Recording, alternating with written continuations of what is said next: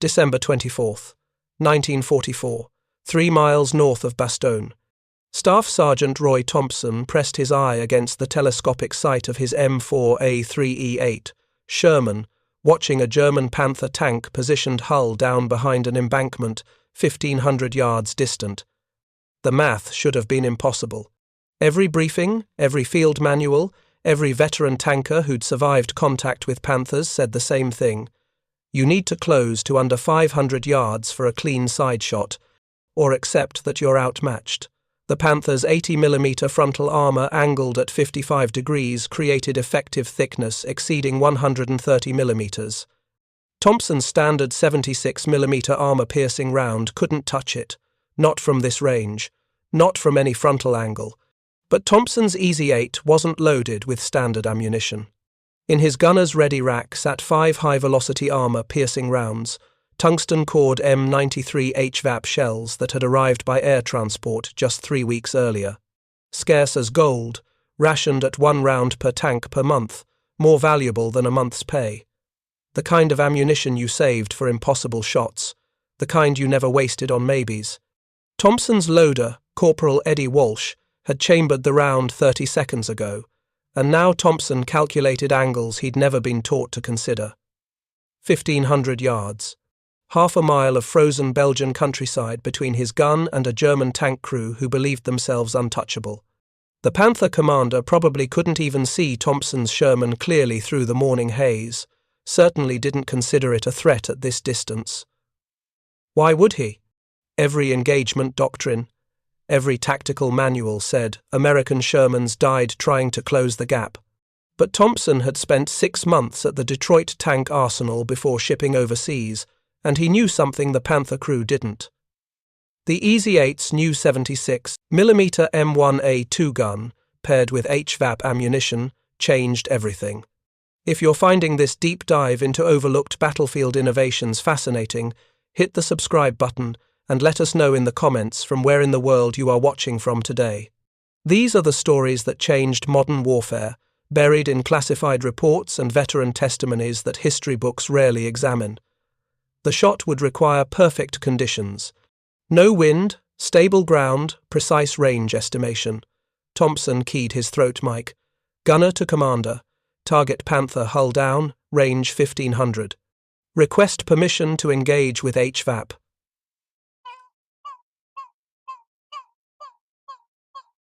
Through the intercom, Lieutenant Marcus Chen's voice carried hesitation born of experience. Chen had lost a crew in Normandy when they'd engaged a Panther too aggressively. He'd learned caution the hardest way. That's outside effective range, Thompson. We should maneuver closer or call in tank destroyers. Sir, that Panther's got overwatch on the entire approach to Bastogne. Every convoy we send through that gap gets spotted from his position. We take him now with surprise, or we wait until he's killed another dozen trucks and twice that many men. Chen was silent for 3 heartbeats. Then, 1 shot. If you miss, we displace immediately. The Panther will zero us in 30 seconds. Thompson's hands steadied on the gun controls. 6 months of training at Detroit, another 4 of combat across France and into Belgium. Every lesson, every near miss, every crew member he'd watched die because standard doctrine said Shermans couldn't win head-to-head against German heavy armor. All of it came down to this single tungsten-cored round and the mathematics of trajectory.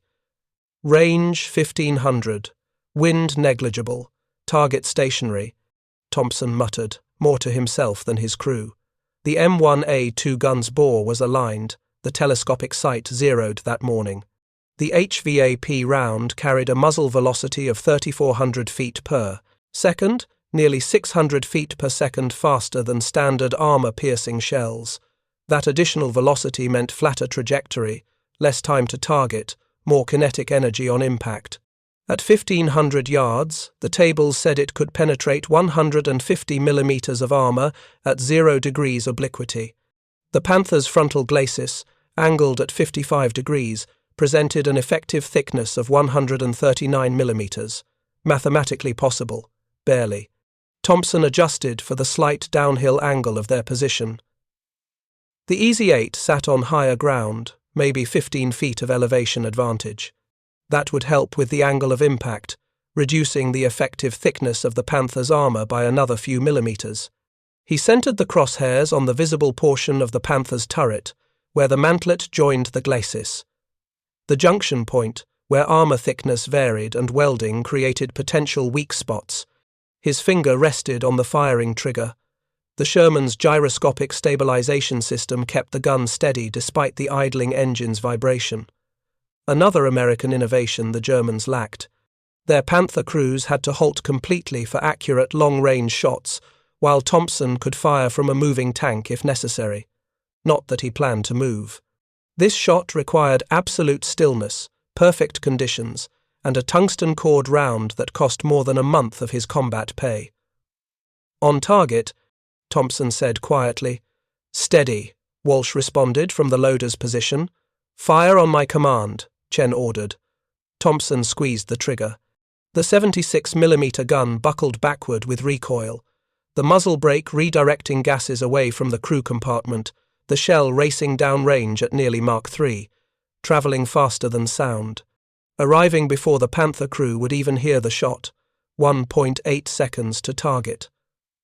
Thompson watched through his sight as the tracer element in the shell created a faint arc across the morning haze.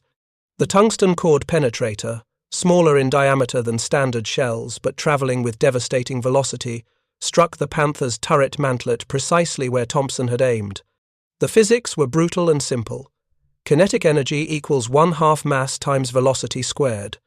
The HVAP round carried less mass than standard ammunition, but its velocity more than compensated. The tungsten core, denser than steel, concentrated that energy into a point smaller than a quarter.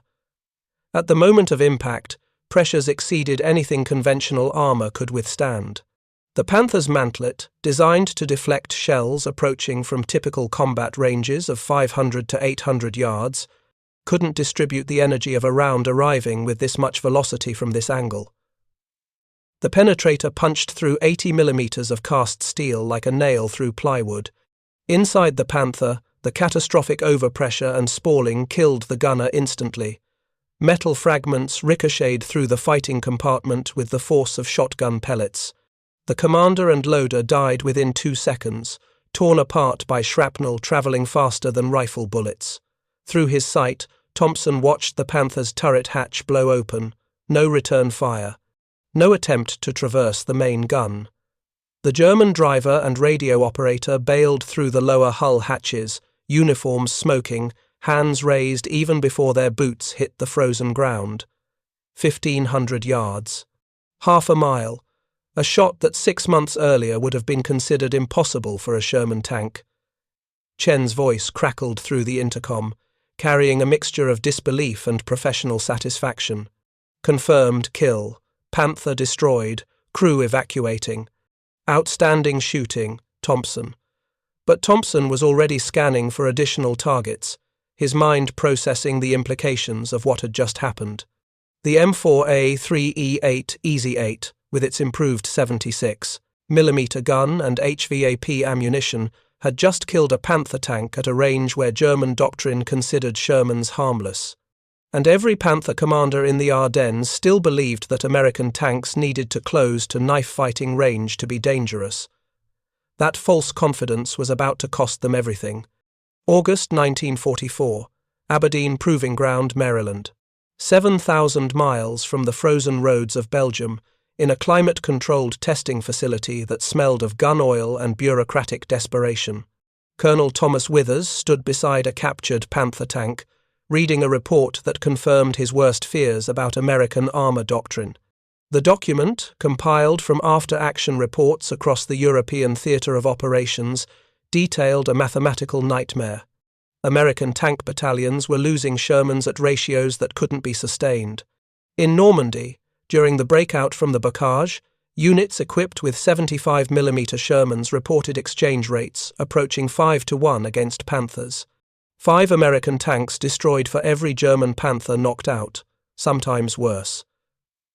The Battle of Villers-Bocage had seen a single Tiger tank destroy 25 British tanks and vehicles in 15 minutes. At Kursk, German Panthers and Tigers had systematically annihilated Soviet armor, despite being outnumbered 3-1. The pattern was undeniable, tactically catastrophic, and politically untenable. Withers tapped the report against his palm, watching ordnance technicians prepare the captured Panther for ballistic testing. The German tank sat like a museum exhibit of engineering philosophy. Sloped armor creates effective thickness far beyond its actual measurements. The long-barreled 7.5 cm KWK-42 gun, capable of killing Allied tanks at ranges exceeding 2,000 yards. The Maybach engine produces 700 horsepower to move 45 tons of steel with surprising speed. Everything about the Panther's design screamed superiority, intimidation, Germanic precision engineering that had psychologically dominated Allied tank crews since its debut at Kursk in 1943. But Withers knew something that battlefield commanders didn't. American industrial capacity had just solved the penetration problem, not through better armor or bigger guns, but through metallurgy and physics. The M93 high-velocity armor-piercing round represented the culmination of 18 months of urgent development work. Tungsten carbide core, surrounded by aluminum body, lightweight sabot design that concentrated kinetic energy into a penetrator smaller than a silver dollar, but traveling at velocities that conventional armor couldn't resist. The physics were elegant. Standard armor-piercing shells achieved penetration through mass and hardness. They relied on being heavier and tougher than the armor they struck. The HVAP round worked differently. It achieved penetration through pure velocity. At 3,400 feet per second muzzle velocity, the tungsten core arrived at the target with kinetic energy sufficient to punch through armor, regardless of relative hardness. The metal didn't need to be tougher than the armor. It just needed to be moving fast enough that molecular bonds in the steel couldn't reorganize quickly enough to resist. Captain Sarah Mitchell approached with testing schedules and an expression that suggested bad news. She'd been Withers' logistics officer for 2 years, and she understood the gulf between laboratory performance and battlefield availability. "Sir, production numbers came in from the War Production Board. We're looking at a maximum output of 2,000 HVAP rounds per month for the 76mm gun. Current allocation plans distribute those across 8 armored divisions plus tank destroyer battalions. That works out to approximately 1 round per tank per month." Withers did the math instantly. 1 round per tank per month meant American tank commanders would need to choose when to use their single HVAP shell. Save it for the perfect shot like Thompson would in Belgium 4 months later, or waste it on a target that standard ammunition might handle. It meant that even with the best armor-piercing round in the world, American tankers would fight most engagements with inadequate firepower. "What's the bottleneck?" Withers asked. "Tungsten supply. The Strategic Materials Board allocated tungsten reserves to aircraft production and artillery shells first. Tank ammunition is the 4th priority. We could increase HVAP production to 10,000 rounds monthly if we had access to additional tungsten sources. But China's tungsten mines are behind Japanese lines, and South American supplies are already committed." Mitchell pulled out a second document, this one marked with red classification stamps. "There's another problem. The M4A3E8 Easy 8 isn't in wide production yet. Detroit Tank Arsenal started manufacturing them in August, but first deliveries won't reach Europe until December. Most Sherman battalions are still equipped with the 75mm gun or the earlier 76mm, without the improved suspension and muzzle brake." Withers studied the Panther tank, imagining the psychological impact on American crews facing these monsters with inadequate weapons.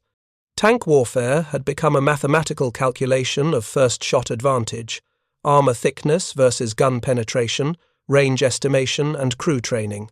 And in most of those calculations, German heavy tanks held every advantage except numbers. The M4 Sherman had been designed in 1940 to fight Panzer IIIs and IVs. Adequate then, obsolete now. The Easy 8 represented evolutionary improvement.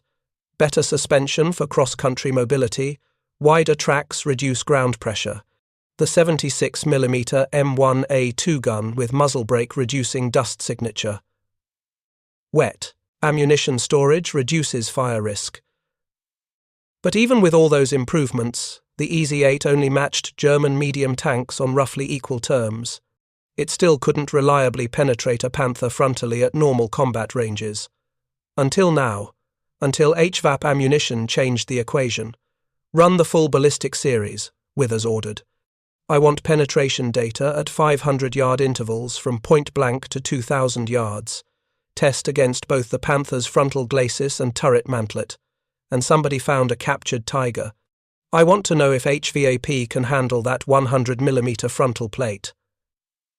Mitchell made notes on her clipboard. Sir, even if the tests show HVAP can penetrate at extended range, how do we communicate that to commanders in the field? Current doctrine tells Sherman crews to avoid frontal engagements with Panthers.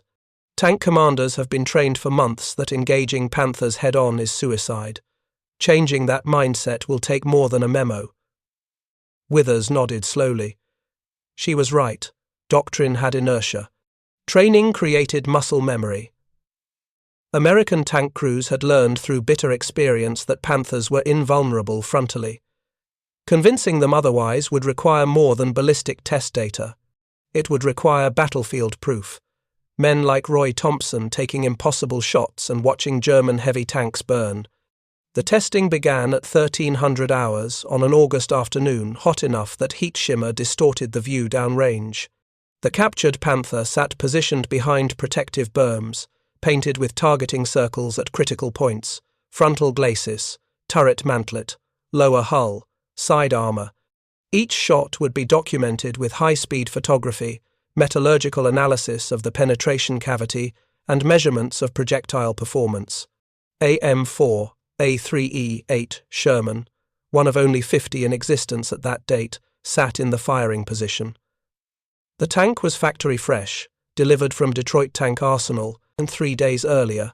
Its 76mm M4A2 gun represented the cutting edge of American tank armament, though still inferior to German designs in terms of raw penetrating power. With standard M62 armor-piercing capped ammunition, the gun could penetrate 109mm of armor at 1,000 meters. Enough for Panzer IVs. Inadequate for Panthers. The first test shot used standard ammunition from 1,000 yards. The M62 round struck the Panther's frontal glacis with an impact that sounded like a church bell. High-speed cameras captured the projectile shattering against armor angled at 55 degrees. No penetration. The round had failed exactly as battlefield experience predicted. Withers watched technicians examine the impact site. The Panther's armor showed a crater perhaps half an inch deep, some surface spalling, nothing that would threaten the crew. A German tank commander could have shrugged off that hit and returned fire with confidence. The second shot used HVAP ammunition from the same range. The tungsten cord round struck with noticeably different acoustics, a sharper crack instead of the ringing impact of standard shells. Through binoculars, Withers watched the projectile punch cleanly through 80mm of armor angled at 55 degrees. The penetration cavity was approximately 5 inches in diameter, small but catastrophically effective. Inside the turret, placed instrumentation simulating crew positions showed that spalling from the penetration would have killed or wounded everyone in the fighting compartment. Clean penetration at 1,000 yards, Mitchell called out, reading from the test instruments. Continuing to 1,500 yards. At 1,500 yards, the distance at which Thompson would later kill his Panther in Belgium, the HVAP round again penetrated the frontal glacis. The velocity had dropped to approximately 3,000 feet per second, but that remained sufficient to defeat the armor. At 2,000 yards, the round still penetrated, though barely. The tungsten core emerged from the interior with minimal remaining energy. This represented the effective maximum range for frontal engagement with HVAP ammunition. Beyond 2,000 yards, the round's velocity dropped below the threshold necessary to defeat angled armor of this thickness. Withers studied the test results with growing satisfaction. The M4A3E8, equipped with HVAP ammunition, could engage Panthers frontally at ranges up to 2,000 yards. That matched or exceeded the effective range of the Panther's own gun against Sherman armor. For the first time since Normandy, American tank crews would have parity, not superiority. The Panther remained the better tank in most tactical situations. But parity meant American tankers could fight without the psychological burden of knowing they were outmatched by superior technology. "Document everything," Withers ordered. "I want these results on General Eisenhower's desk within 48 hours, and get me a communication line to the Third Army. Patton needs to know his tank battalions are about to receive ammunition that changes the tactical situation." As technicians packed up testing equipment and prepared the Panther for additional ballistic trials, Withers considered the broader implications. The war in Europe had entered its critical phase. Germany was retreating on all fronts, but they were far from defeated. Their panzer divisions, though diminished, remained potent offensive weapons.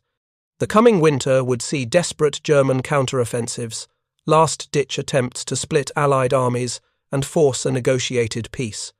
And in those counteroffensives, American tank crews would face the best armor Germany could field: Panthers, Tigers, King Tigers. Every engagement would test American equipment, doctrine, and courage. The EZ-8, with its HVAP ammunition, represented one piece of the tactical puzzle, not a war winner by itself, but enough to give American tankers a fighting chance, enough to turn impossible shots into documented kills, enough to make German Panther commanders question their invulnerability. September 1944, Haraucourt, France. The fields outside the small French village had become a graveyard of burning German armor. For 3 days, the U.S. 4th Armored Division had fought a rolling tank battle against elements of the 5th Panzer Army, and the mathematics of armored warfare were rewriting themselves in real time.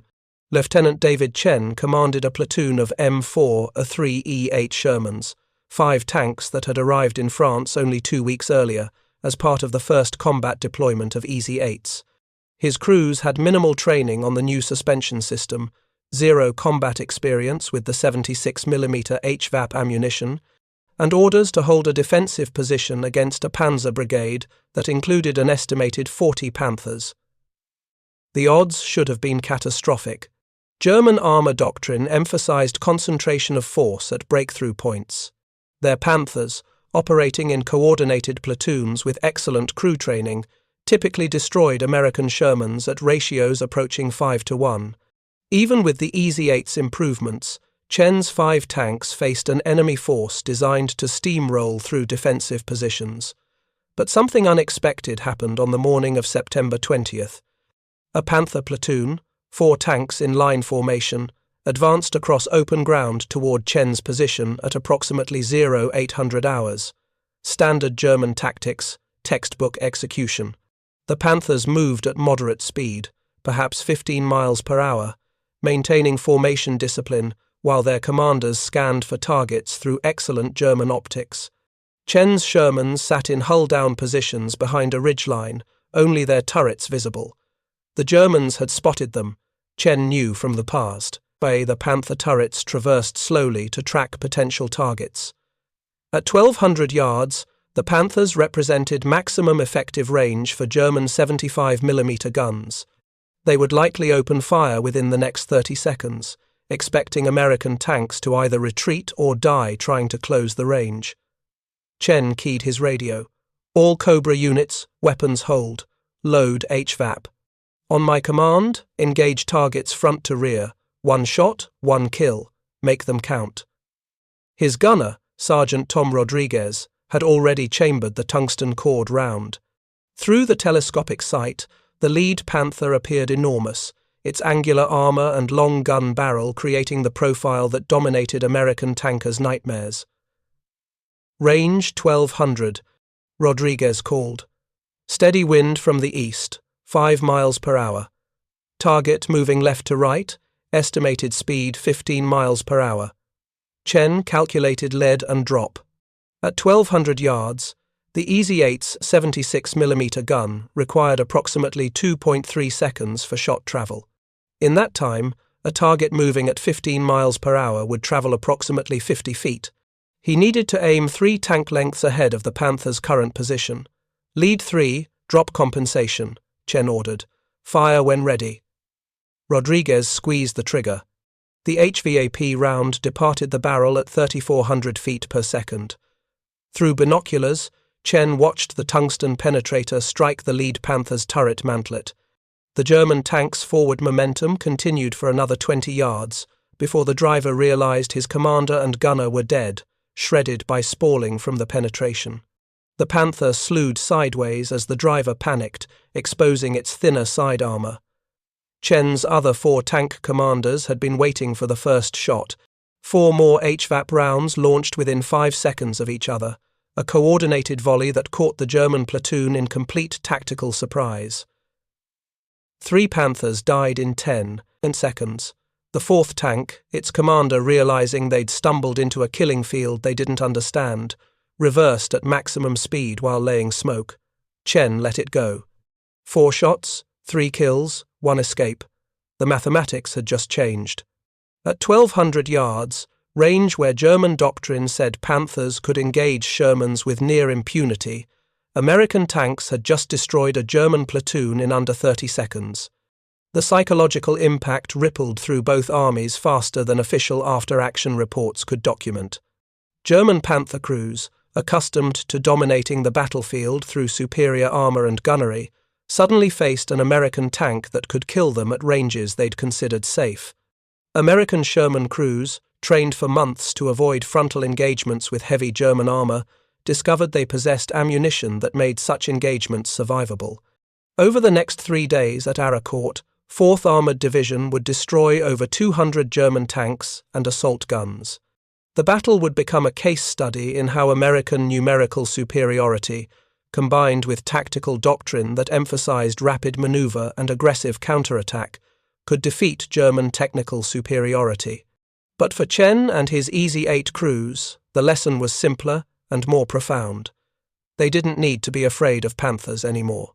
The tungsten-cored HVAP rounds in their ready racks meant they could fight German heavy armor on roughly equal terms, not with the superiority American tankers wanted, but with parity they could exploit through superior numbers, better logistics, and aggressive tactics that German forces could no longer counter through technological advantage alone. The escaping Panther from Chen's engagement reached German lines 90 minutes later. Its commander, Lieutenant Hans Krüger, filed a combat report that would circulate through the 5th Panzer Army within hours. American Sherman tanks, equipped with unknown ammunition types, penetrated Panther frontal armor at 1,200 meters. 3 Panthers destroyed, cause of penetration unknown. Recommend immediate tactical revision of engagement ranges. The report landed on the desk of Major Kurt Hoffmann, intelligence officer for the 9th Panzer Division, who recognized its implications immediately. If American Shermans could now penetrate Panthers frontally at extended range, every tactical assumption about armored warfare needed revision. German Panthers could no longer sit in overwatch positions assuming invulnerability. They needed to maneuver more aggressively, close range faster, use terrain more carefully, all of which reduced their tactical advantages and increased their vulnerability to American numerical superiority. Hoffmann drafted an urgent intelligence bulletin to all panzer commanders in the European theatre. Subject: New American ammunition. Effective, immediately, treat all American Sherman 76mm tanks as capable of frontal penetration at ranges up to 1,500 meters. Avoid extended range engagements. Close range rapidly using terrain and smoke. Engage from hull-down positions where possible. The bulletin would reach most German panzer commanders within 3 days. Some would adjust their tactics accordingly. Others, veterans of 2 years of dominating American armor, would dismiss the report as exaggeration or isolated incident. Those who dismissed it would die in Belgium 2 months later, killed by Thompson and tankers like him, who'd learned that impossible shots were only impossible until someone made them routine. November 1944. 3rd Army Headquarters, Nancy, France. General George Patton stood before a wall map of the European theatre, studying the supply situation with the kind of intense focus he usually reserved for planning offensive operations. His Third Army had outrun its logistics, fuel shortages had grounded his armor, artillery battalions rationed ammunition, and now, adding insult to operational paralysis, someone from Ordnance Division wanted to brief him about specialized tank ammunition that existed in quantities too small to matter.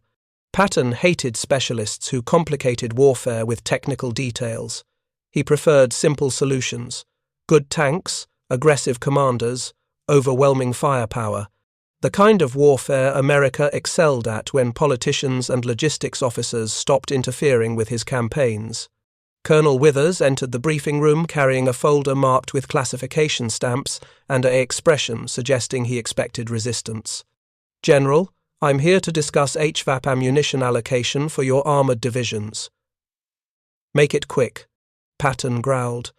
"I've got 3 armored divisions sitting idle because Eisenhower won't give me fuel. And you want to talk about specialized ammunition we don't have enough of anyway." Withers spread technical diagrams across the briefing table: penetration curves, ballistic test results, combat reports from Aracourt. "Sir, the M93 HVAP round allows M4A3E8 tanks to engage German Panthers frontally at ranges up to 2,000 yards. Current allocation gives each tank approximately 1 round per month. I'm requesting priority allocation to Third Army for the December offensive." Patton studied the penetration data with the practiced eye of an officer who'd commanded tanks since World War I. The numbers were impressive. At 1,500 yards, the HVAP round penetrated 150 millimeters of armor, more than enough to defeat any German tank frontally except the King Tiger's Glacis. "How many rounds can you give me?" Patton asked. "Current production is 2,000 rounds per month for all of Europe. I can allocate 500 rounds to Third Army for December operations. That's approximately 2 to 3 rounds per Easy 8 in your armored divisions." "Not enough," Patton said flatly. "I need every tank in my armored divisions, equipped with at least 10 rounds. Otherwise, you're asking my tank commanders to make impossible choices about when to use their magic bullets." "Sir, tungsten supply is the limiting factor. We're already diverting resources from other weapons programs. 500 rounds represents the maximum allocation available." Patton walked to the map, tracing supply routes from the Channel ports to forward positions in eastern France. "Here's what you're going to do. Find me 3,000 rounds by December 1st. Strip them from tank destroyer battalions if necessary. Those boys have 3-inch guns and better long-range capability anyway. My Sherman crews need HVAP more than the tank destroyers do." Withers started to object, then recognized the tactical logic. Tank destroyer battalions, equipped with M18 Hellcats and M10 Wolverines, carried 3-inch guns that could penetrate Panthers from greater range than Sherman's 76mm guns. They benefited less from HVAP ammunition than Sherman crews who needed every advantage against German heavy armor. "I'll see what I can arrange," Withers conceded. "But General, even with 3,000 rounds, that's still only 5 to 6 rounds per Easy 8. Your tank commanders will need to use them judiciously." Patton smiled, the aggressive expression his staff had learned to recognize as prelude to operational audacity. "My tank commanders are about to learn that Panthers aren't invincible, and once the Germans figure out we can kill them at 1,500 yards, they'll start running. Psychological advantage, Colonel. Worth more than tungsten."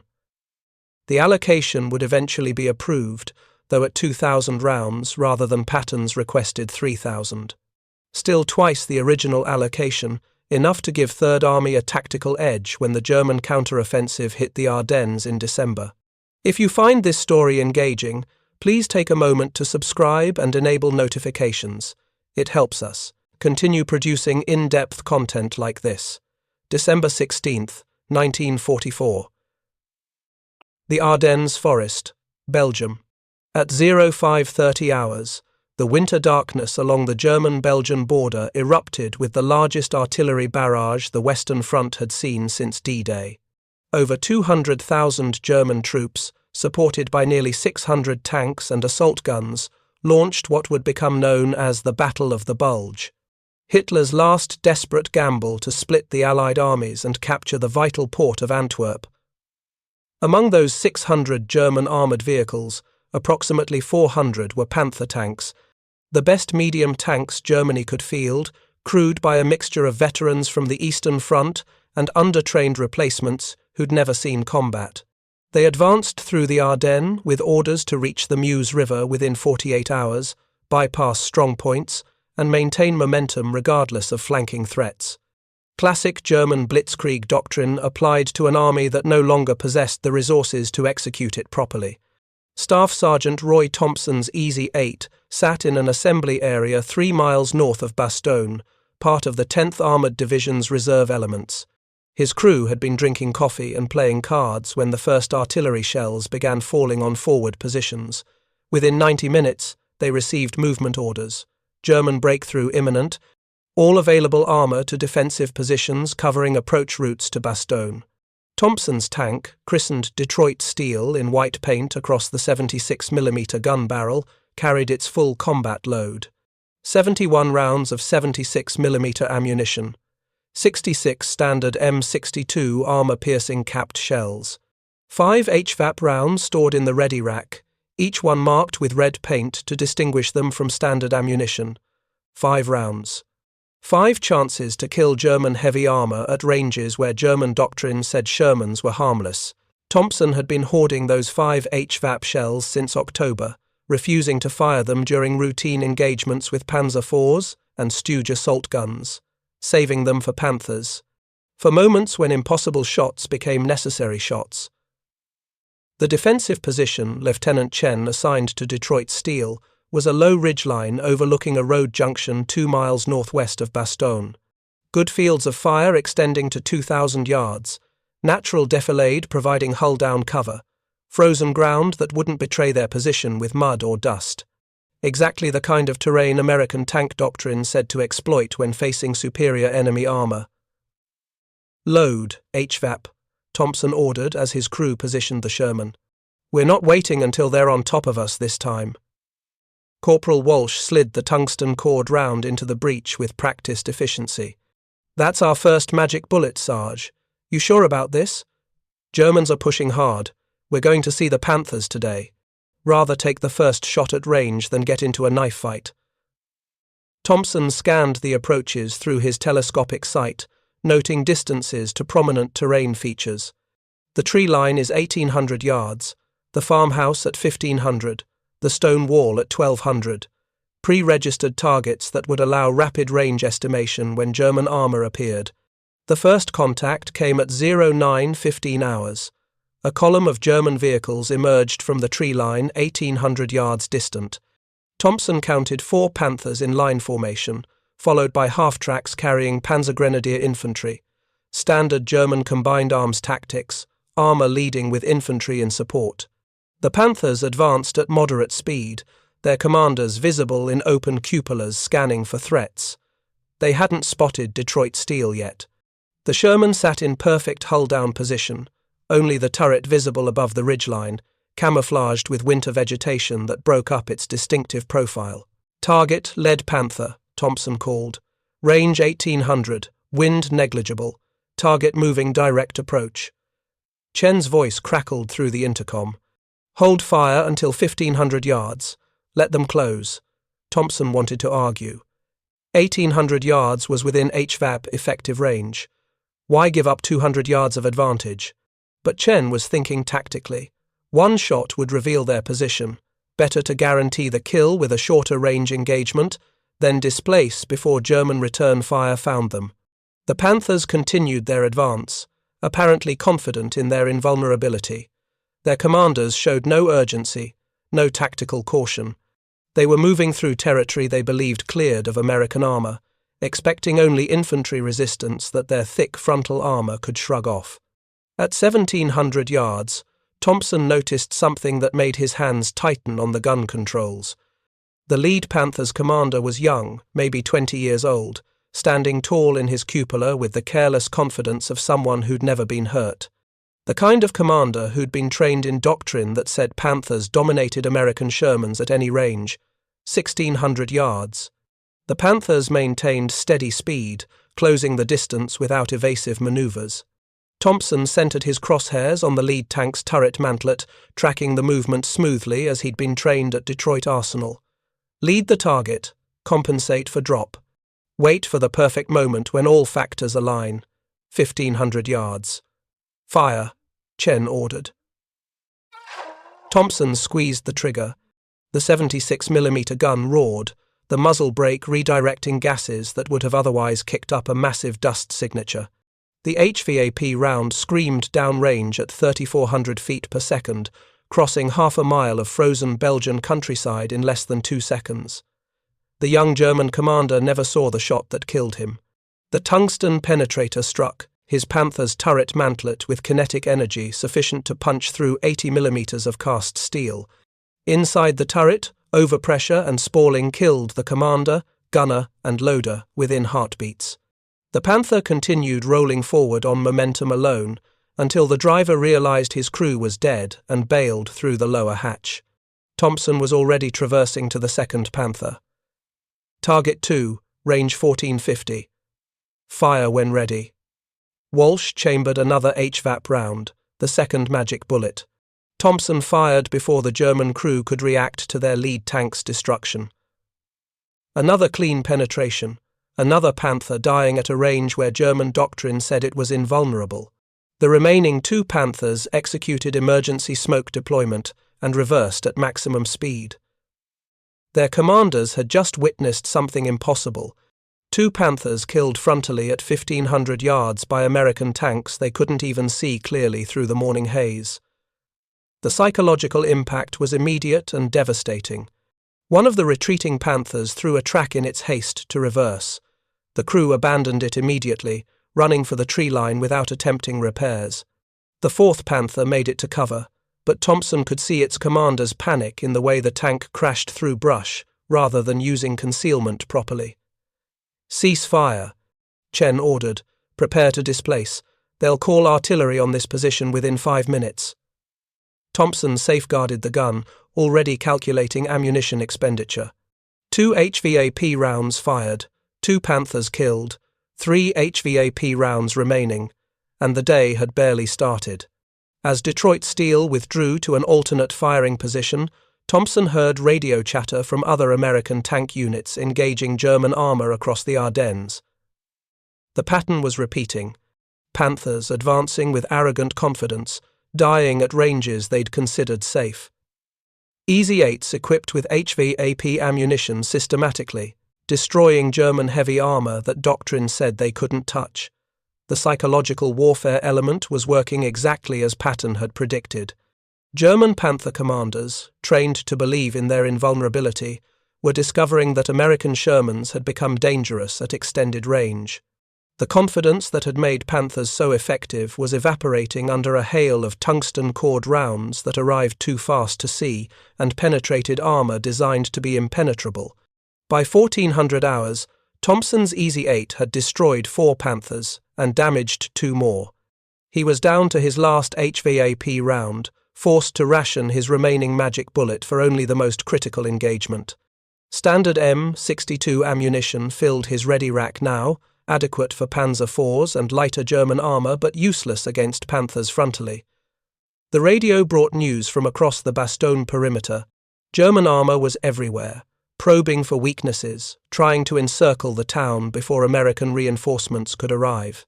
Panther battalions that should have been steamrolling through American defenses were instead taking casualties at ranges they'd never anticipated.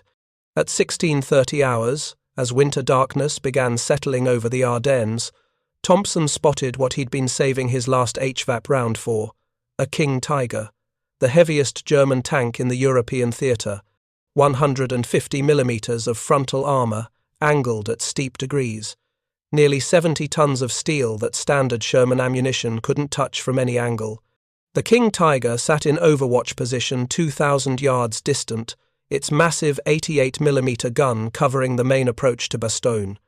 Any convoy trying to relieve the town would pass through that gun's killing field.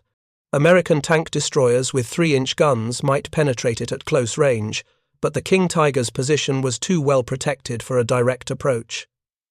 That's outside effective range, Chen said, quietly, even for HVAP.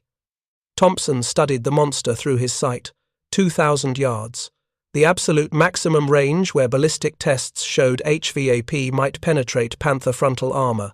The King Tiger's armor was thicker, better angled, designed to resist anything Allies could field.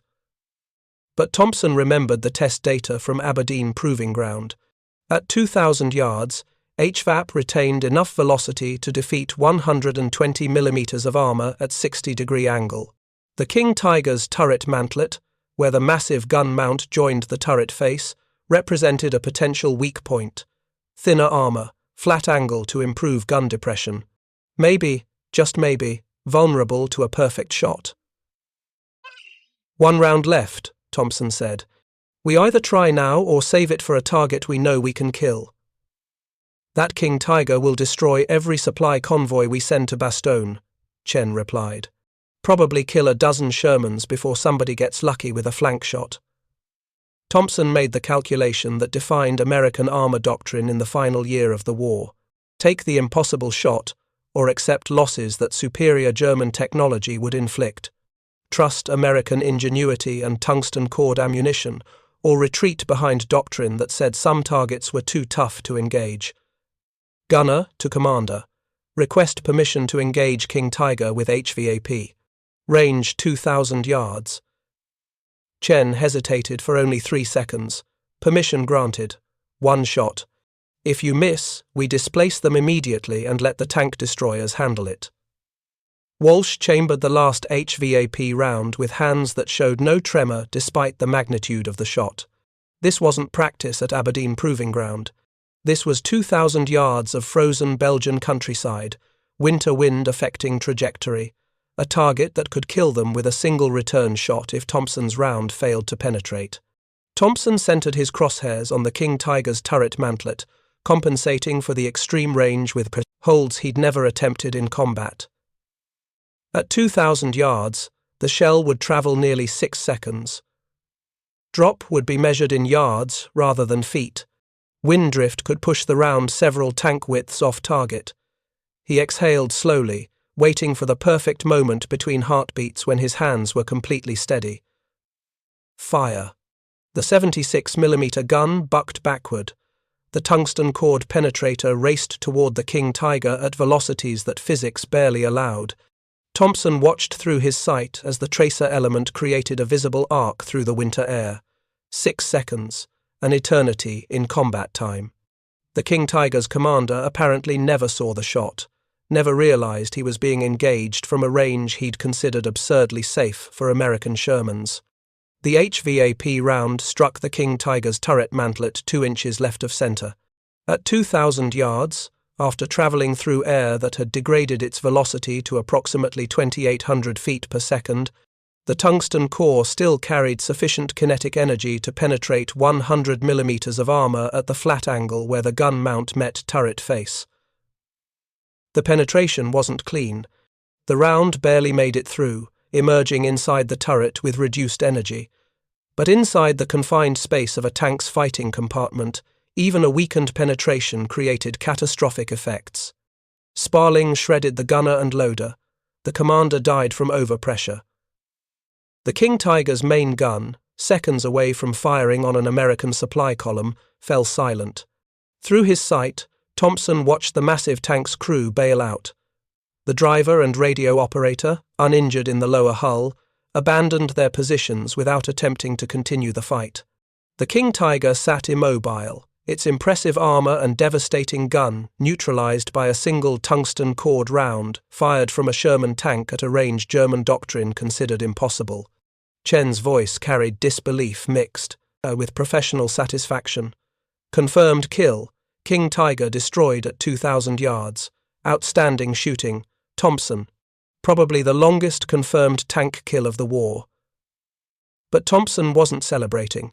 He was out of HVAP ammunition. The 5 magic bullets were gone, expended over 8 hours of combat that had seen his Easy 8 destroy 4 Panthers, damage 2 more, and kill a King Tiger. 6 German heavy tanks that should have been invulnerable to Sherman firepower, eliminated by American metallurgy and a gunner who'd learned to trust impossible mathematics. As Detroit Steel withdrew to rearm and refuel, Thompson heard radio traffic from across the Bastogne perimeter. German armor was pulling back from forward positions, abandoning attacks that doctrine said should have succeeded.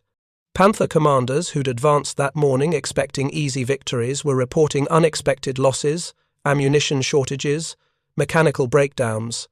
The psychological impact of HVAP ammunition was rippling through German tank battalions faster than physical casualties alone could explain. Every Panther commander who'd seen a Sherman kill at extended range questioned his training. Every crew that abandoned an armor-penetrated tank spread stories of American superweapons that could punch through anything. And the Americans, for the first time since facing Panthers in Normandy, felt competitive. Not superior, never that. The Panther remained the better tank in most tactical situations. But HVAP ammunition had given American tankers parity, the confidence that came from knowing they could fight German heavy armor without accepting suicide odds. December 26, 1944. Bastogne, Belgium. 10 days into the Battle of the Bulge, and the German offensive had stalled. Not from lack of courage or tactical competence, but from cumulative factors that Blitzkrieg doctrine couldn't overcome. Fuel shortages, ammunition depletion. American reinforcements arrived faster than German planners had anticipated, and, critically, German armor taking casualties at rates that shattered operational assumptions. Major Kurt Hoffmann sat in a captured American headquarters building, compiling casualty reports that told a disturbing story. In 10 days of offensive operations, German panzer divisions in the Ardennes had lost nearly 300 tanks and assault guns. Panthers comprised almost half those losses. Not from American numerical superiority, though that remained constant, but from something tactical reports kept mentioning but couldn't adequately explain. American Sherman tanks penetrated Panther frontal armor at ranges exceeding 1,000 meters. Hoffmann spread combat reports across a table lit by kerosene lamps. Artillery had cut electrical power days ago. He read statements from surviving Panther commanders describing engagements that violated every principle of German armor doctrine. Lieutenant Hans Kruger, 4th Panzer Regiment. At approximately 0900 hours, my platoon advanced through Sector 7 toward Bastogne. Visibility is good, terrain favorable for engagement. At 1500 meters, lead Panther was destroyed by American tank fire from a concealed position. Penetration through frontal turret mantlet, crew killed instantly. 2nd Panther destroyed seconds later, same ammunition type, unknown American capability. Recommend immediate tactical revision. Oberleutnant Friedrich Weber, 9th Panzer Division, American Sherman observed penetrating Panther frontal glacis at an estimated range of 1,200 meters. Ammunition type unknown but ballistically superior to previously encountered shells. Psychological impact on crews severe. 3 Panthers abandoned by crews after witnessing penetrations. Tanks mechanically sound, but crews refused to continue engagement. That last detail made Hoffmann pause. Panthers abandoned by their crews. Not because of mechanical failure, not because of damage, but because crews had lost confidence in their armor's protection. The psychological warfare implications were staggering. For 2 years, since Kursk in 1943, Panthers had dominated Allied armor through a combination of superior gun and armor. German tank crews had developed almost superstitious confidence in the Panthers' invulnerability. That confidence translated into aggressive tactics, bold maneuvers, psychological dominance that made Allied tank crews hesitant even when they possessed numerical advantage. HVAP ammunition had shattered that confidence. American Shermans, previously considered harmless at ranges beyond 500 meters, were now killing Panthers at 1,500 meters. The tactical calculus had changed, and German doctrine hadn't adapted quickly enough. Hoffmann drafted his intelligence assessment with clinical precision, knowing it would circulate through Wehrmacht command within hours. American forces have deployed tungsten-cored ammunition for 76mm tank guns. Penetration capability approaches German 7.5 cm Panzer Granit 40 at extended range. All Panther units must revise engagement doctrine. Recommend: avoid extended-range engagements. Close rapidly using terrain concealment. Engage from hull-down positions only. Maintain vigilance for American EZ-8 variant, which appears optimized for this ammunition type. But even as he wrote the recommendations, Hoffman knew they came too late. The Ardennes offensive had been predicated on rapid breakthrough using armor superiority. Cautious tactics, careful positioning, avoiding extended-range engagements, all of those consumed time and momentum that German forces no longer possessed. The psychological damage was already done. Panther crews who'd advanced into Belgium confident in their invulnerability were now hesitant, questioning whether their armor would protect them, abandoning tactics that had worked for 2 years.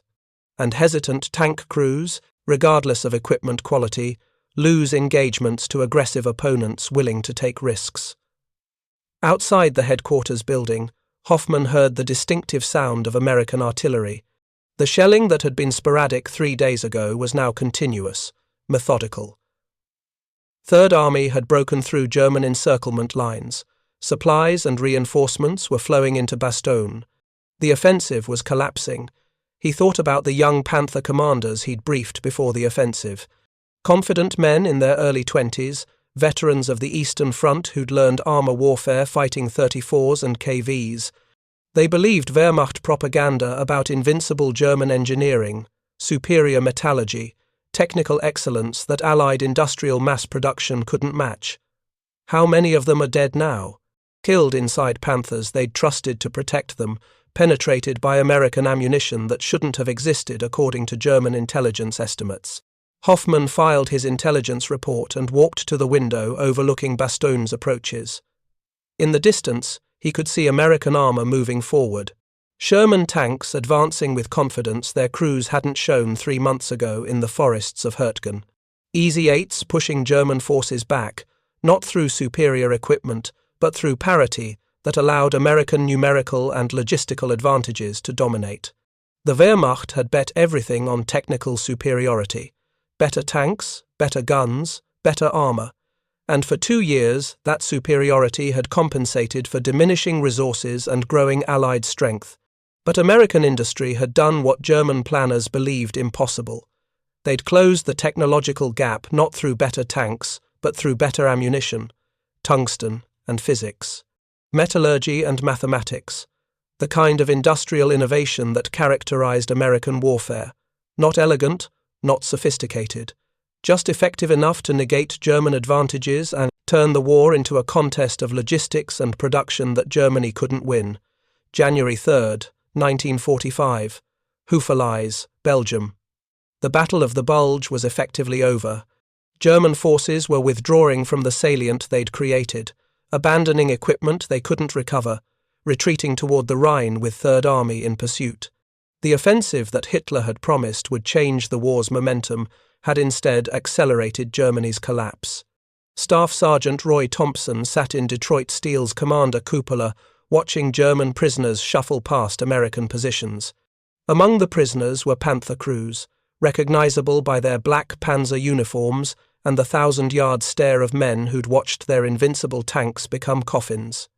Thompson's EZ-8 had survived 3 weeks of continuous combat.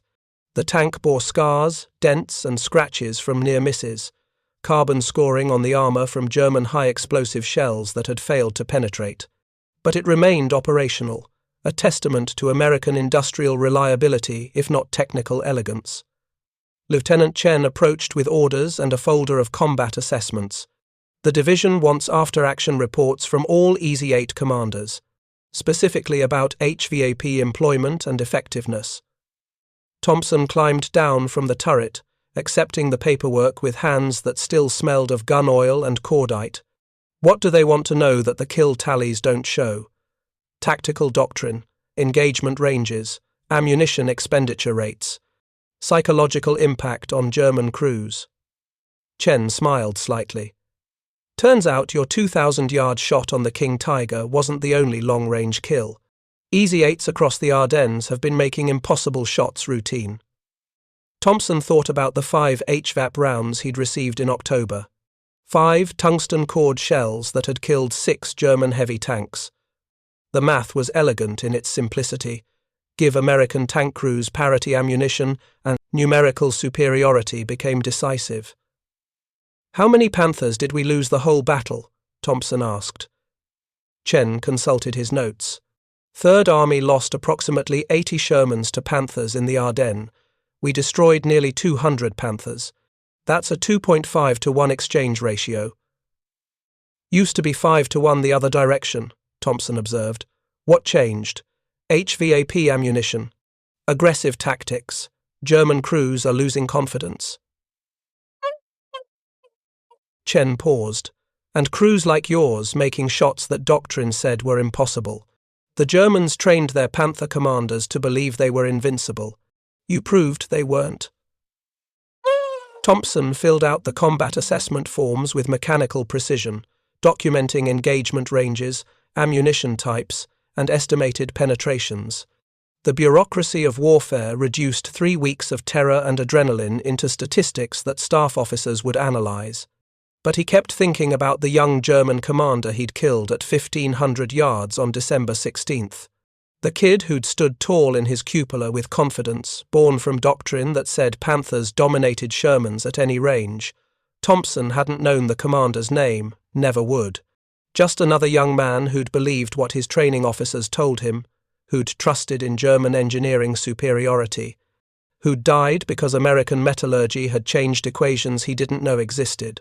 War was mathematics, armor thickness versus penetration capability, range versus trajectory, velocity versus kinetic energy. For 2 years, those equations had favored German heavy tanks. HVAP ammunition had rebalanced mathematics, not through revolutionary design but through incremental improvement. Tungsten cores, higher velocities, better physics applied to existing weapons. That was the American way of war. Not elegant German engineering, not sophisticated tactical doctrine. Just industrial capacity producing solutions to problems faster than enemies could adapt. Tungsten-cored ammunition, welded hulls, improved suspension. Each improvement modest by itself, but cumulative impact sufficient to turn tactical disadvantage into operational parity. Corporal Walsh approached with coffee and news from the division supply depot. They're saying we'll get 10 HVAP rounds per tank for the push into Germany. Regular allocation now instead of 1 per month. 10 rounds. Enough that Thompson wouldn't need to hoard them for perfect shots. Enough that Easy 8 crews could engage German armor aggressively without calculating whether each shot represented irreplaceable resources. Production caught up with demand? Thompson asked. Something like that. Scuttlebutt says they stripped HVAP from Pacific Theater tank battalions. Turns out Japanese armor doesn't require tungsten-cored ammunition. Walsh grinned. Guess facing Panthers gets you priority allocation. Thompson accepted the coffee, watching German prisoners continue their march toward rear areas. Among them were Panther crews who'd survived the Ardennes, men who'd tell stories about American superweapons that could penetrate invincible German armor at impossible ranges. Stories that would spread through Wehrmacht tank battalions faster than official intelligence reports. Psychological warfare achieved through metallurgy. German tank crews questioned their training, abandoning aggressive tactics, hesitating in engagements where hesitation meant death. The confidence that had made Panthers so effective was gone, replaced by caution that negated technical advantages German armor still possessed. March 1945. Remagen, Germany. The bridge at Remagen had given American forces their first foothold across the Rhine, and Third Army was exploiting the breakthrough with characteristic aggression. Patton's armoured divisions were racing across Germany, destroying retreating Wehrmacht units, capturing territory faster than maps could be updated. Roy Thompson's Easy 8 led a combat command advancing toward Frankfurt. Detroit Steel's odometer showed over 1,500 miles since landing in France 7 months earlier. The tank had been repaired 3 times, received 2 engine replacements, and gone through 4 sets of tracks. But the original hull and turret remained, scarred and battle-worn but still functional. Thompson's crew had also survived intact, rare in armoured warfare where crew casualties typically required reconstitution every few months. Walsh is still loaded with mechanical efficiency. Rodriguez still drove with careful precision. Chen still commanded with tactical insight that had kept them alive through Normandy, the Ardennes, and the drive into Germany. They'd destroyed 23 German tanks since D-Day, 11 Panthers, 4 Panzer IVs, 3 Stooge assault guns, 2 King Tigers, 2 Tigers, and 1 Ferdinand tank destroyer that should have been invulnerable to 76mm guns, but had died anyway when Thompson put an HVAP round through its ventilation grating. 23 confirmed kills. Thompson didn't celebrate the number. Each kill represented young men like himself who'd believed their training, trusted their equipment, died because war was mathematics that didn't care about courage or competence. The German military was collapsing. Not from lack of brave soldiers or competent commanders, but from cumulative degradation of capabilities that sophisticated doctrine couldn't compensate for. Fuel shortages immobilized armor. Ammunition scarcity limited engagements. Replacement crews lacked training that veteran crews had acquired through years of combat. And critically, German tank crews had lost confidence in their armor's protection. Panthers that had dominated Allied tanks for 2 years were now hesitant, cautious, abandoning aggressive tactics that had made them effective. The psychological impact of HVAP ammunition couldn't be quantified in after-action reports, but Thompson saw it in how German crews fought. At 0840 hours, Detroit Steel encountered a Panther sitting immobile at a crossroads outside a village whose name Thompson couldn't pronounce. The German tank appeared undamaged. No visible battle scarring, tracks intact, gun barrel traversing slowly as if searching for targets. Possible trap, Chen warned. Could be bait to draw us into an ambush. Thompson studied the Panther through his sight. Something was wrong with the picture. The turret movement was too slow, too mechanical, like someone operating a tank they didn't fully understand. Gunner to commander. That Panther's crew is scared. Watch how they're traversing. No professional discipline, no target priority. They're just scanning randomly. Chen observed for 30 seconds before keying the radio. All Cobra units, halt advance. Possible enemy contact, range 800 yards. But Thompson had already noticed what made this engagement different. The Panther's commander cupola was closed, buttoned up.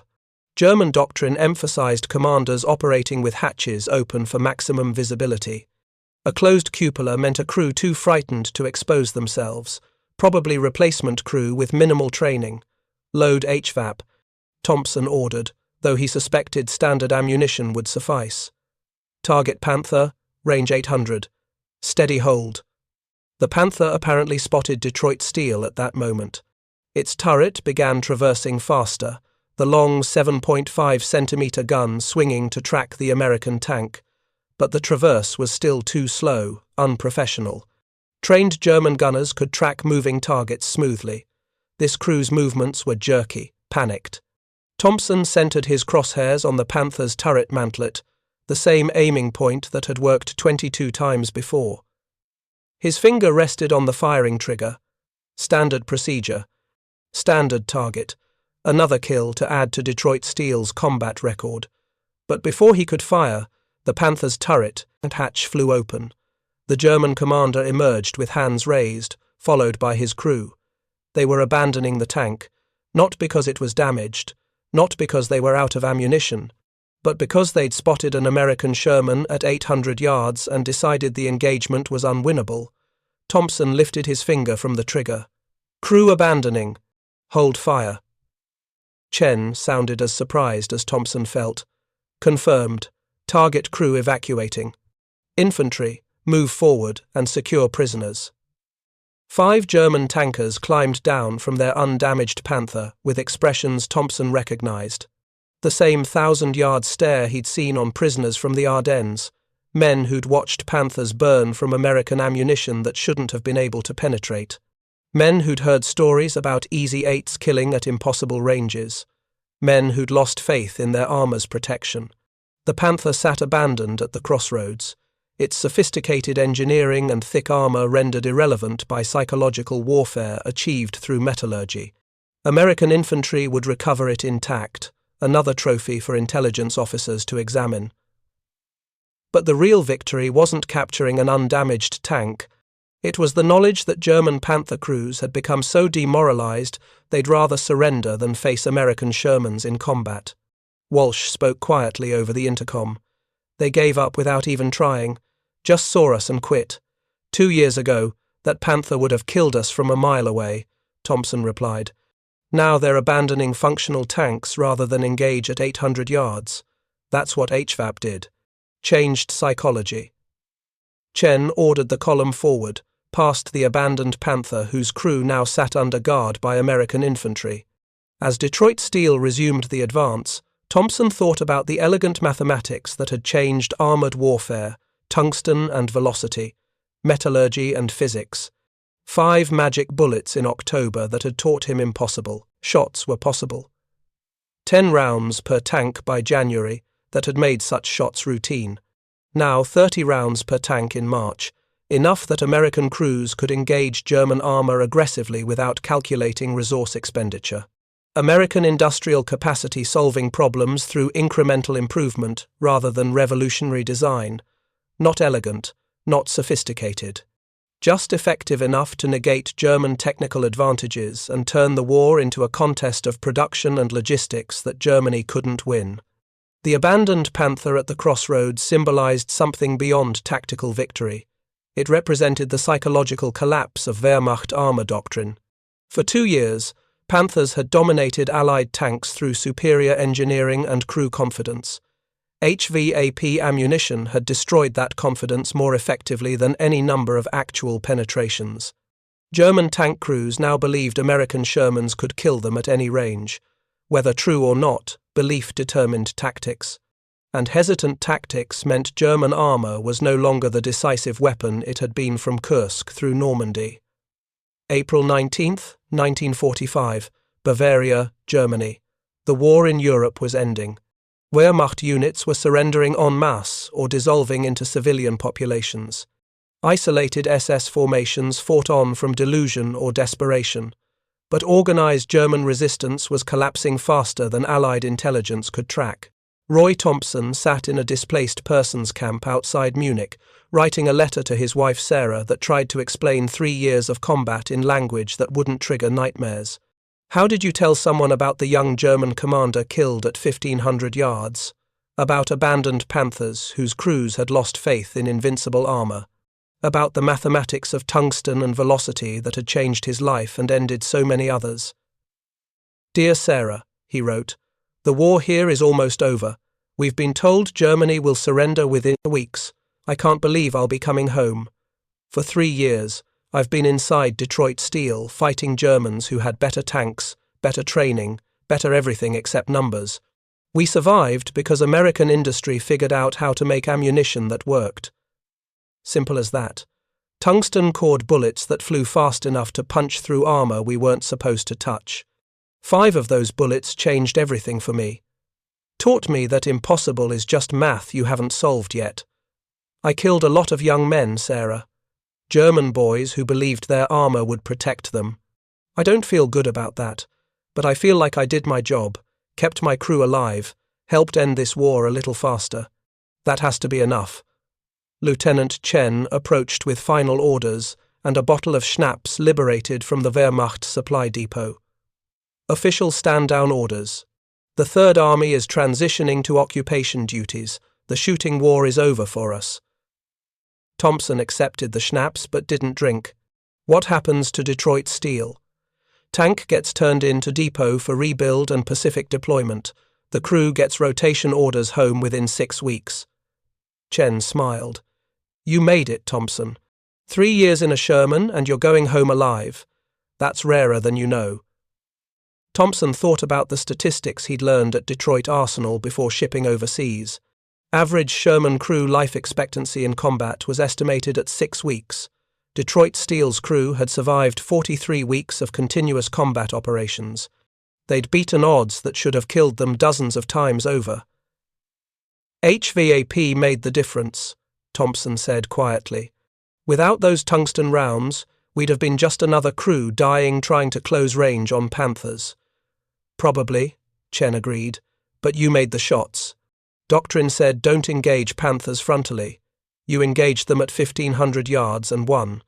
That's not just ammunition. That's skill and guts. Thompson finally drank schnapps, harsh German liquor that burned going down. Know what I'll remember most? Not the kills. The German kid on December 16th who stood tall in his cupola at 1,500 yards, confident, didn't even think an American Sherman could hurt him at that range, and I killed him with a shot he never saw coming. He believed everything his training told him, that Panthers were invincible. That German engineering was superior, that American tanks were inferior, and he died because tungsten flies fast enough to make lies out of doctrine. Chen poured more schnapps. War is lies and doctrine. We tell ourselves we're fighting for freedom or civilization or whatever makes it bearable. Germans told themselves they were superior. Truth is just mathematics. Armor thickness versus penetration capability. We solved the math problem. They didn't. Now we go home and they go to prison camps. As evening fell over Bavaria, Thompson watched American armor roll past on roads that led deeper into disintegrating Germany. Sherman tanks by the dozens, M4A3E8s with 76mm guns and HVAP ammunition that had changed armored warfare through incremental improvement rather than revolutionary design. The Easy 8 would never be celebrated like the Tiger or Panther. Military historians would call it adequate, reliable, good enough. But good enough, backed by American industrial capacity, had defeated technically superior German engineering, and crews like Thompson's had proven that impossible shots became routine when metallurgy and mathematics aligned properly. Detroit Steel sat in the motor pool, awaiting transport orders to the Pacific. The tank bore scars from 3 years of combat across Europe, dents and scratches, carbon scoring, repaired welds, 23 kill markings painted on the gun barrel. But the Sherman remained functional, a testament to American reliability if not elegance.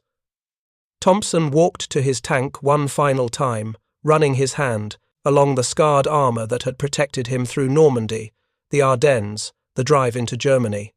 The 76mm gun that had killed Panthers at ranges, doctrine said were impossible. The turret that still traversed smoothly despite months of continuous operations. The Ford GAA engine that started reliably every morning, unlike the temperamental German power plants that left Panthers abandoned across Europe from mechanical failures. Thanks for keeping us alive, Thompson said quietly to the machine, feeling foolish for talking to steel and machinery, but needing to acknowledge the partnership between crew and equipment that had defined 3 years of his life. Walsh emerged from the motor pool office with paperwork and an expression that suggested news. Sarge, you're not going to believe this.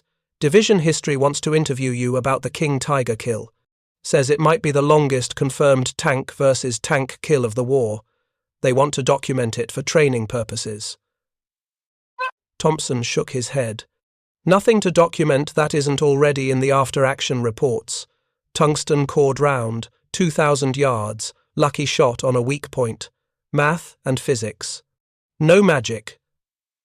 That's what makes it worth documenting, Chen interjected, approaching from the command tent. You proved that American tankers could beat German heavy armor through technique and proper ammunition. That's the lesson future crews need to learn. Superior enemy equipment isn't invincible. It's just an engineering problem waiting for an industrial solution. Thompson considered that assessment. The American way of war, distilled to essential philosophy. Don't out-engineer the enemy. Outproduce them. Find the technical weakness. Exploit it through industrial-scale application of adequate solutions. Tungsten and velocity. Metallurgy and mathematics. 5 magic bullets in October becoming 30 rounds per tank by March, enough to change the psychological calculus of armoured warfare. What happened to the German crews? Thompson asked. The ones we captured. The ones who abandoned their Panthers. Chen consulted notes he'd been compiling for his own after-action assessment. Most are in POW camps awaiting repatriation. Intelligence interviewed several Panther commanders about why they abandoned functional tanks. The answers were consistent. They'd seen too many Panthers penetrated at ranges they'd been trained to consider safe, lost confidence in their armor's protection, decided surrender was preferable to dying inside tanks they no longer trusted. Psychological warfare, Walsh observed. We beat them with better ammunition, but really we beat them by making them scared. Thompson thought about the young German commander at 1,500 yards. The kid who'd believed Wehrmacht propaganda about invincible German engineering. How many others like him had died before German crews learned that Panthers weren't invulnerable? How many had abandoned functional tanks after witnessing penetrations that doctrine said were impossible? The Wehrmacht had built its armoured doctrine on technical superiority, better tanks, better guns, better armour. For 2 years, that superiority had compensated for numerical disadvantages and logistics problems. But American industry had done what German planners considered impossible, closed the technological gap not through revolutionary tank design, but through ammunition innovation that negated German armour advantages. It was elegant in a brutal, mathematical way. German engineers had spent years developing the Panther's sloped armour and powerful gun. American metallurgists had spent 18 months developing a tungsten-cored round that rendered that armour inadequate. The return on investment favoured America's approach. Easier to improve ammunition than redesign entire tank families. May 8, 1945. VE Day. The war in Europe officially ended with Germany's unconditional surrender. Roy Thompson stood in a displaced persons camp outside Munich, listening to radio broadcasts announcing peace. Around him, American soldiers celebrated with controlled jubilation. Too many had seen too much death to celebrate without reservation. Detroit steel had been shipped to a depot in France, destined for rebuild and potential deployment to the Pacific. But with Germany's surrender, even that uncertain future seemed preferable to the certainty of continued combat. Thompson would go home. His crew would go home. They'd beaten odds that should have killed them. The EZ-8 Sherman, officially designated M4A3E8, would continue service for another 12 years. In Korea, EZ-8s equipped with plentiful HVAP ammunition would destroy North Korean 34 tanks with the same efficiency they'd shown against Panthers. The 76mm gun, adequate but not exceptional in Europe, would prove more than sufficient against Soviet-designed armour. But the EZ-8's real legacy wasn't its combat record. It was the lesson it taught about American industrial warfare. You didn't need the best tank. You needed good enough equipment produced in sufficient quantities, supplied with ammunition that worked, supported by logistics that kept everything functional. German Panthers were better tanks than Shermans by almost every technical measure. But better didn't win wars when good enough arrived in overwhelming numbers, backed by industrial capacity that could innovate faster than enemies could adapt. The M93 HVAP round represented that innovation cycle at its most effective. 18 months from concept to deployment. Tungsten-cored penetrators that solved the Panther problem, not through revolutionary design, but through applied metallurgy. Production ramped from 2,000 rounds monthly to over 20,000 by war's end. Enough to equip every American tank with adequate ammunition to fight German armour on equal terms. And that equality, achieved through incremental improvement rather than technical revolution, had broken Wehrmacht armour doctrine as effectively as any battlefield defeat. German Panther crews who'd advanced in 1944 confident in their invulnerability had learned by 1945 that American Shermans could kill them at ranges previously considered safe. That lesson, learned through tungsten and velocity, had psychological impacts that transcended mere kill ratios. Thompson received his rotation orders on May 15th, 30 days to process out of Third Army, transport to the Channel ports, ship to New York, discharge from Fort Dix, 6 weeks from combat veteran to civilian. The transition would be jarring, he knew. 3 years of calculating armour penetration and engagement ranges, suddenly replaced by peacetime concerns he could barely remember. but he'd survived. His crew had survived. They'd fought with adequate equipment against superior German armor and won through industrial innovation that American capacity enabled. Tungsten-cored ammunition that flew fast enough to penetrate armor, German engineers had considered impenetrable. Mathematics and metallurgy defeating doctrine and confidence. That was the American way of war Thompson would carry home with him. Not elegant, not sophisticated, just effective enough to win through volume and innovation that enemies couldn't match. 5 magic bullets in October that had taught impossible shots were possible. 30 rounds per tank by March made such shots routine. Industrial capacity solving combat problems faster than German engineering could create new ones. The Easy 8 Sherman would never be celebrated like the Tiger or Panther. Military historians would describe it as reliable, adequate, good enough, the kind of faint praise that damned by implication. But Thompson knew something historians compiling statistics couldn't fully appreciate. Good enough, equipment, in sufficient quantities, supplied with innovative ammunition and employed by aggressive crews, beat superior equipment, hampered by logistics problems and psychological warfare. He'd proven it at 1,500 yards on December 16th. Watching a Panther die from a shot German doctrine said was impossible. He'd proven it at 2,000 yards against a King Tiger that should have been invulnerable to Sherman fire. And thousands of Easy 8 crews across Europe had proven it in engagements that collectively destroyed German armor doctrine as effectively as any battlefield campaign. As Thompson boarded a truck for transport to the Channel ports, he took one last look at the motor pool where Detroit Steel had sat awaiting Pacific deployment that would never come. The Sherman tank that had kept him alive for 3 years. The 76mm gun that had killed 23 German tanks. The American industrial product that proved adequate equipment with innovative ammunition could defeat superior German engineering. "Thanks," Thompson said quietly to the distant tank, acknowledging the machine that had been his home and weapon for 3 years of combat. "You weren't the best tank in the war, but you were good enough. And good enough to win." The truck departed for France, carrying Thompson toward home and a peacetime future he'd stopped believing he'd see. Behind him, Europe transitioned from battlefield to reconstruction zone. German Panther tanks sat abandoned across the continent, many undamaged but forsaken by crews who'd lost faith in armor's protection. Easy 8 Shermans rolled toward depots and storage facilities, their combat careers ending with efficiency records that exceeded German heavy tanks despite technical inferiority. And in armories and ammunition depots across occupied Germany, thousands of M93 HVAP rounds sat in wooden crates stamped with American arsenal markings, tungsten-cored ammunition that had changed armored warfare through physics and metallurgy. The rounds that had taught German Panther crews their invincible tanks weren't invincible after all. The ammunition that had made 1,500-yard kills routine and 2,000-yard shots possible. Mathematics and industry, tungsten and velocity. The American solution to German armor superiority. Not elegant, not sophisticated, just effective enough to win. Thank you for watching. For more detailed historical breakdowns, check out the other videos on your screen now, and don't forget to subscribe.